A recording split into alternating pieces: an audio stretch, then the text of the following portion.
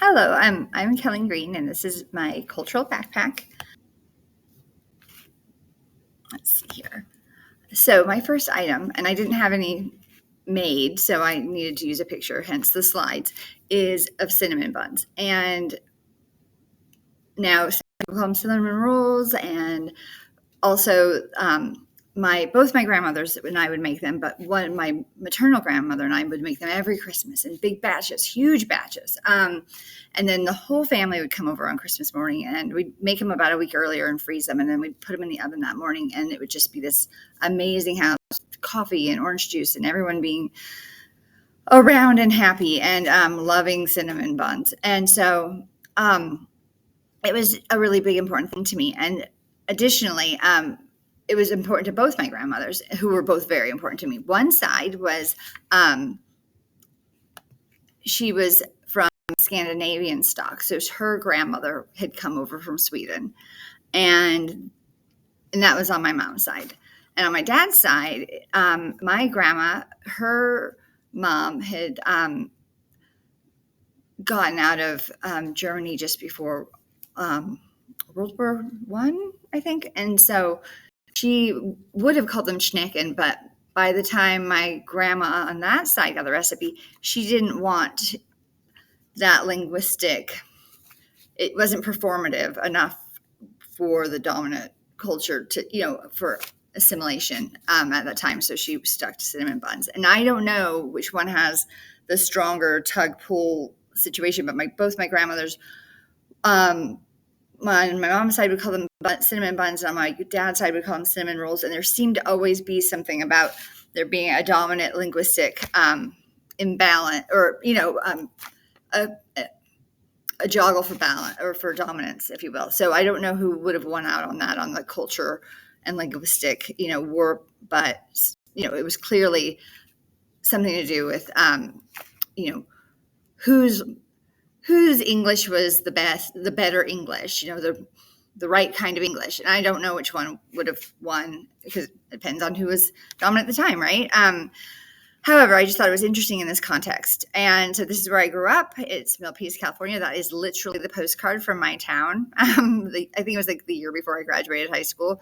I thought it was a useful thing to throw in here to show from whence I came, because it changes pretty quick. Well, from here, the whistle stop part.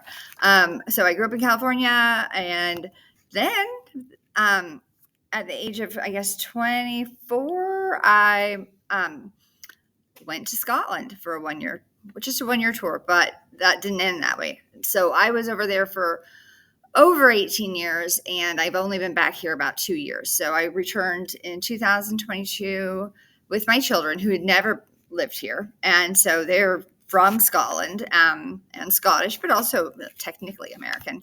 So, we have issues with anthems and flags. I mean, yeah, the flags they're clearly different, but not so different. They have similar colors. And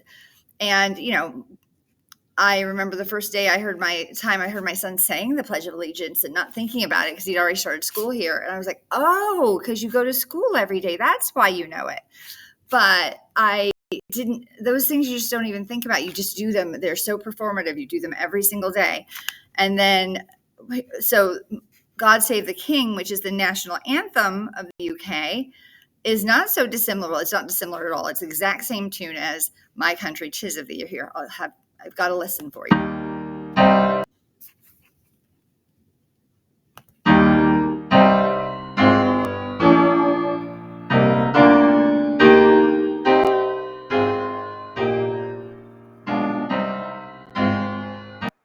And so, as you'll see, it's exactly the same song in terms of tune. And, if you were sitting around, it's a big deal when they play it. They're supposed to be quite solemn and reverent and what have you. And, there would always be a moment where my brain would float off, slip into, and the rockets red glare. I don't sing well, but and then you'd get these funny looks, and I was like, I'm not doing it to be irritating. I just, I had a whole lifetime.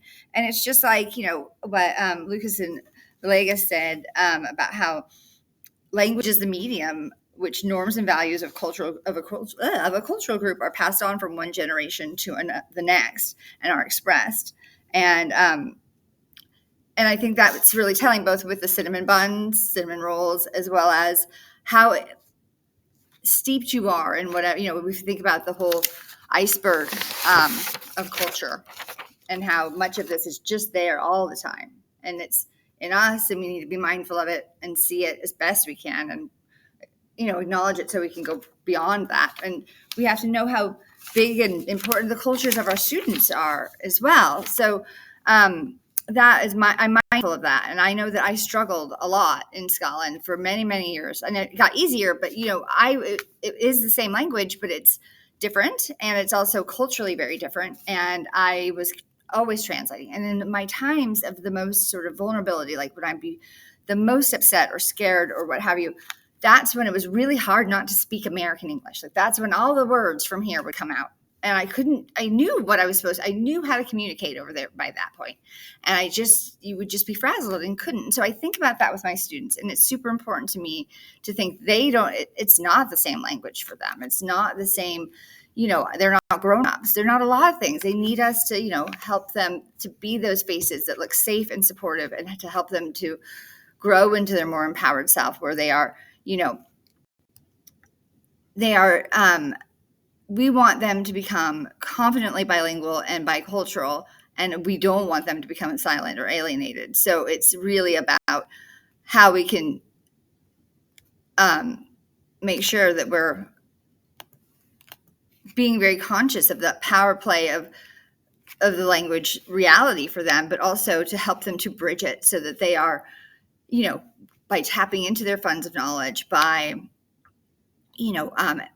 encouraging them to use translanguaging and to embody their full self, and to use those resources to connect to the content that we're teaching. Like I'm doing summer school right now, and I need to bring every manner of linguistic layering in for every layer of student that I have in there. And it's very helpful even for like the only English speaking students, because they're learning something new too, and they're bonding with their cohorts. But I'm teaching them science out of nowhere in the summertime, and some of them are struggling with their English proficiency. So without bringing in that crossing over bits of linguistic usage that are relevant, I don't know how we do it.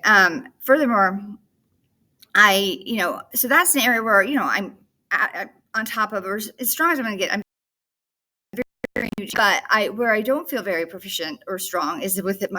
I feel like it's a weakness to not know Spanish better.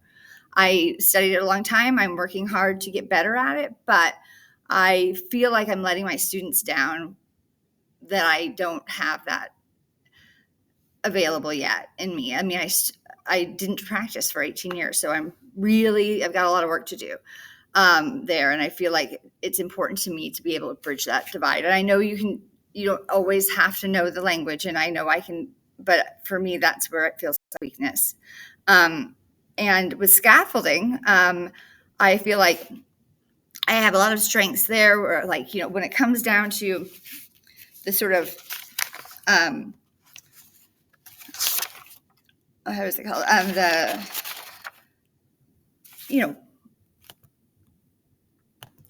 When it comes to the extra linguistic, sort of supports, I feel like I'm pretty strong there, with visuals, with hands-on and active learning, and with real life examples, and finding all manner of ways to sort of bridge those divides that way. But I think the areas that I really struggle with, and I would like to really improve on, would be around sort of, being mindful of my pauses and my pace of speaking, and also, not being, confusing. So idiomatic, as they put it, minimize idiomatic phrasing.